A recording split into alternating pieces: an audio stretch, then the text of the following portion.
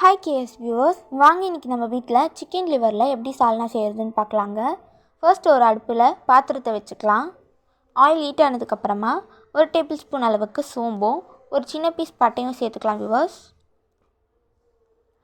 இந்த ஸ்டேஜில் ஆல்ரெடி நம்ம சுட தண்ணியை காய வச்சு அதில் கசகசா, முந்திரி பருப்பு, வேர்க்கடலை எல்லாத்தையும் ஊற வச்சுருந்தோம். அது கூட வெங்காயம், தக்காளி இதெல்லாம் சேர்த்து ஒரு ஃபைன் பேஸ்ட்டாக அரைச்சி வச்சுருக்கோம்.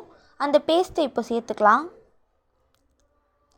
இந்த பேஸ்ட்டு கொஞ்சம் எண்ணெயிலே தாங்க வதக்கணும், அப்போ தான் டேஸ்ட் நல்லா வரும் வியூவர்ஸ். பேஸ்ட்டில் இருக்க ரா ஸ்மெல்லாம் போகிற வரைக்கும் நல்லா வதக்கி விட்டுக்கலாம். கொஞ்சமாக கல்லுப்பு சேர்த்துக்கோங்க. கல்லுப்பு சேர்த்துட்டு நல்லா வதக்கி விட்டுக்கலாம். கொத்தமல்லியும் சேர்த்து வதக்கிக்கலாம் வியூவர்ஸ். இந்த ஸ்டேஜில் ஒரு 2 டேபிள் ஸ்பூன் அளவுக்கு வெறும் மிளகாய் தூள் சேர்த்துக்கோங்க வியூவர்ஸ். மிளகாய் தூள் சேர்த்துட்டு அதோட பச்சை வாசனை போகிற வரைக்கும் நல்லா வதக்கிக்கலாம். மிளகாய் தூள் நெடிலாம் போகிற வரைக்கும் நல்லா மிக்ஸ் பண்ணி வதக்கிக்கோங்க.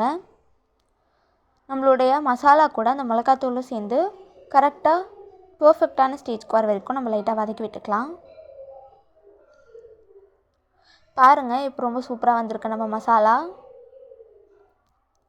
இந்த ஸ்டேஜில் நம்ம ஆல்ரெடி வேக வச்சுருக்க சிக்கன் லிவரை எடுத்து இதில் சேர்த்துக்கலாம் வியூவர்ஸ். சிக்கன் லிவரை சேர்த்து அதை நல்லா மசாலா கூட நல்லா கலந்து விட்டுக்கோங்க.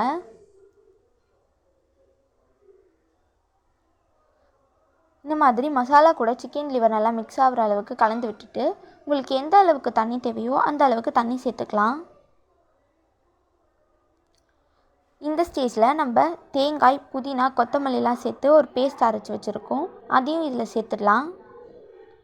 கொஞ்சமாக கருவேப்பிலையும் புதினாவும் சேர்த்துக்கோங்க. பாருங்கள், இப்போ நம்ம மூடி போட்டு வைக்கலாம். 5 மினிட்ஸ் கழித்து இது கொதித்து வந்ததும் எப்படி இருக்குன்னு பார்க்கலாம். பாருங்கள் வியூவர்ஸ், நம்ம குழம்பு நல்லாவே கொதித்து வந்துருச்சு. சூப்பராக நம்ம சால்னா ரெடி ஆகிருக்கு.